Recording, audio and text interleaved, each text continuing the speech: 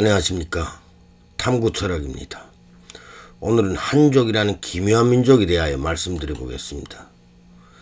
내가 태어난 나라는 중국이라는 실체가 없고 노예만 있는 허구인 국가입니다. 중국에 살고 있을 때는 몰랐지만 한국에서 20년 넘게 살다 보니 이제야 중국의 실상들이 너무나 터무니없다는 것을 알게 되었죠. 우리가 보통 인간과 동물의 차이점을 생각한다면 본능적인 것과 생각하는 것을 많이 떠오르게 되는데, 보통 본능적이라는 것은 생각하지 않고 행동하는 것이라고 이해하면 된다는 것입니다. 그리고 생각한다는 것은 행동하기 전에 이것이 맞는 것인지 틀린 것인지를 판단하는 것을 나는 생각이라고 이해를 합니다. 하지만 내가 중국에서 생활하고 있을 때는 생각해보면 항상 쌍욕은 일상이고 더러운 언어는 개발하는 속도에 따라 인간의 계급이 차등급 날 정도로 사회가 엉망진창이었죠. 그리고 폭력은 인간인지 짐승인지 구분하기 어려울 정도로 난무했었다는 것입니다. 특히 폭력을 통해서 부와 명성을 많이 얻었었고, 또한 야만적인 사회를 중국 정부는 전적으로 부추겼다는 것입니다. 그래야만이 사회는 이론이 형성되지 않고 명분이 만들어지지 않기 때문이라는 것입니다. 만약 중국이 대화와 소통, 이론과 논리로 사회를 이끌어간다면 좋은 사회가 형성되겠지만, 애초에 중국은 민족국가가 아니기 때문에 애민과 연민이라는 대의명분은 존재하지도 않았다는 것입니다.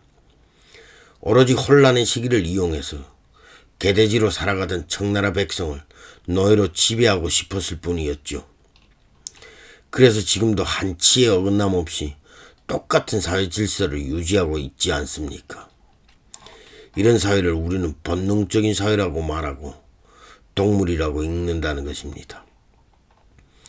이 모든 몰상식, 몰개념, 몰자각에는 항상 한족이라는 기묘한 민족이 자리 잡고 있었다는 것입니다. 그럼 왜 한족들은 모든 분쟁의 중심에서 맹활약했던 것일까요? 그것은 바로 한족이라는 종족이 전통과 정통이 존재하지 않았기 때문에 도구와 수단으로 이용하기에 너무나 편리했었다는 것입니다. 그래서 중국 정부는 한족이라는 도구와 수단을 모든 갈등의 시발점으로 사용했던 것이지요. 지금도 한족이라는 임시정체성은 존재하지만 한족이라는 뿌리 깊은 전통이 존재하지 않는 이유이기도 한다는 것입니다. 정체성이라는 것은 유구한 전통과 유구한 정통이 뿌리 깊게 자리 잡고 있어야 하기 때문입니다. 그래야만이 정체성 집단이 형성되고 정체성 음식이 발달하고 정체성 복장이 발달하고 정체성 스포츠가 발달하고 정체성 규범이 발달하고 정체성 예의예절이 발달한다는 것입니다.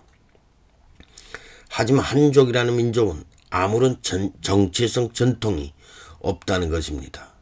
그러다 보니 정치적 도구로 쓰기에는 너무나 편리했지만 다른 소수민족을 압도할 만큼 민족적 전통 우수성 또한 존재하지 않았다는 것입니다. 내가 어릴 때 생각해보면 중국에서는 항상 이런 말들이 유행처럼 떠돌아다녔습니다. 저 한족들을 봐라. 자기밖에 모르고 돈밖에 모르니 다들 잘 먹고 잘 살지 않냐. 그러니 우리도 한족처럼 쓸데없는 오지랖 떨지 말고 오로지 자기만을 위해서 이기적으로 살자 하는 사회적 기류가 그때도 있었지만 지금도 있고 영원히 사라지지 않을 것이라는 것입니다. 일단 한족이 잘 먹고 잘 산다는 것이 대전제가 바로 돈밖에 모르고 자기밖에 모른다는 것이 아닙니까? 이것을 만약 철학적으로 해석한다면 이기적이고 타산적이라는 개념으로 해석할 수 있다는 것입니다. 그럼 이기적이고 타산적이라는 것은 무엇을 말하는 것일까요?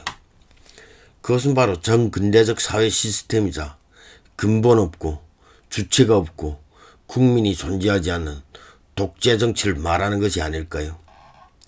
중국은 청나라가 망해가는 시기에 수많은 노예들이 정체성 없이 떠돌아다니거나 산적으로 살아가는 시기였다는 것입니다. 바로 이런 시기에 핍박과 억압으로 살아가던 정체성 없는 노예들에게 한족이란 생명을 불어넣어주고 한족이란 정체성을 만들어준 단체가 바로 국민당과 공산당이라는 것입니다. 이런 전통도 없고 정통도 존재하지 않는, 정체성이라고는 존재하지도 않는, 언제든지 죽으라면 죽고 살라면 살고, 지금 당장 내가 안 죽으면 땡이고, 지금 당장 내가 배부르면 땡이고, 눈앞에 보이는 이익만 생각하고 살기 때문에 이용의 가치로는 너무나 편리했다는 것입니다. 하지만 이렇게 이기적이고 타산적이면 무조건 잘 먹고 잘 살 수 있었을까요? 그것도 아니라는 것입니다. 왜냐하면 한족들이 모여서 사는 곳을 가보면 거지도 이런 상거지들이 없다는 것입니다. 그럼 왜 소수민족이 사는 곳에만 꼭 한족들이 돈이 많고 한족들이 잘 살까요? 그것도 아무런 규범 없고 아무런 도덕 없는 인간들이, 이건 암만 생각해도 미심쩍다는 것입니다. 그런데 이것을 자세히 파헤치다 보면 그 실마리가 풀릴 것도 같다는 것입니다. 그것은 바로 소수민족 집단이 있는 곳에서 한족들이 높은 관직을 다하고 돈이 되는 일도 다 하다 보니 돈이 없을 리가 없다는 것입니다. 그리고 아무리 이기적이고 타산적이라도 잘 살 수밖에 없다는 것이죠. 이런 상황을 만들어 놓으면 돈 없는 소수민족들은 한족처럼 행동하면 잘 살 수 있을 것이라는 전통 파괴 심리를 부추기는 효과를 낳을 수도 있기 때문에 소수민족이 아무리 정의인군자라 하더라도 물질적 유호 앞에서는 어쩔 수 없이 한족의 쓰레기 사상에 합류할 수밖에 없다는 것입니다.